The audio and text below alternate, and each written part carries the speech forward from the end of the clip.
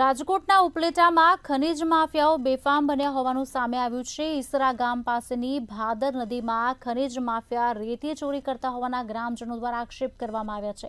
ખનીજ ચોરી સામે પૂર્વ ધારાસભ્યએ પણ સવાલ ઉઠાવ્યો છે। જોઈએ આ અહેવાલમાં। રાજકોટના ઉપલેટાના ઈસરા ગામ પાસે નદીમાંથી ખનીજ ચોરી થઈ રહી હોવાનો ગ્રામજનો દ્વારા આક્ષેપ કરવામાં આવી રહ્યો છે।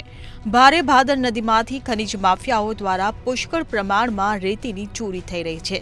ભાદર નદી પાસેના ચેકડેમના પાયા પાસેથી પુષ્કળ પ્રમાણમાં રેતીની ચોરી થઈ રહી હોવાનું સામે આવ્યું છે।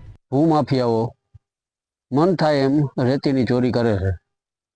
અમે મામલતદારને રજૂઆત કરી, કલેક્ટરને રજૂઆત કરી, પોલીસને રજૂઆત કરી, પણ કોઈ જાતના પગલાં લેવામાં આવ્યા નથી।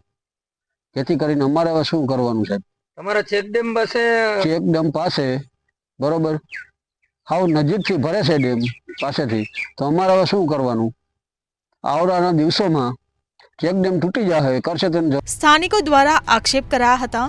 ખાણ ખનીજ વિભાગ, સ્થાનિક મામલતદાર સહિત ડેપ્યુટી કલેક્ટરને પણ અનેકવાર ખનીજ ચોરી કરતા સામે કાર્યવાહી કરવા રજૂઆત કરવામાં આવી હતી, પરંતુ આજ દિન સુધી તંત્રના અધિકારીઓ કાર્યવાહી ન કરતા હોવાના સ્થાનિકોએ આક્ષેપ કર્યા હતા।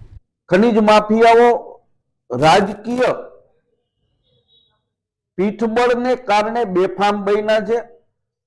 સરકારી તંત્ર એ ખાણ ખનીજ વિભાગ હોય, પોલીસ તંત્ર હોય, રેવન્યુ વિભાગ હોય, આ તમામના અધિકારીઓ આંખ આડા કાન કરી રહ્યા છે અને બેફામ ખનીજ ચોરી સામે ગામડાના સ્થાનિક આગેવાનો અને અમે સૌ રજૂઆતો કરવા છતાં પણ તંત્ર દ્વારા કોઈ પગલાં લેવામાં આવતા નથી। જ્યારે ખનીજ ચોરી કરનાર સામે ધોરાજીના પૂર્વ ધારાસભ્ય લલિત વસોયાએ પણ સવાલો ઉઠાવ્યા હતા।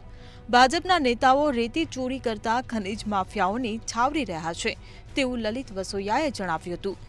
ખનીજ માફિયાઓ પર અધિકારીઓ પગલાં લે તો ભાજપના આગેવાનો દ્વારા અધિકારીની બદલી કરાવી દેવામાં આવે છે તેવા આક્ષેપો પણ કરવામાં આવ્યા હતા।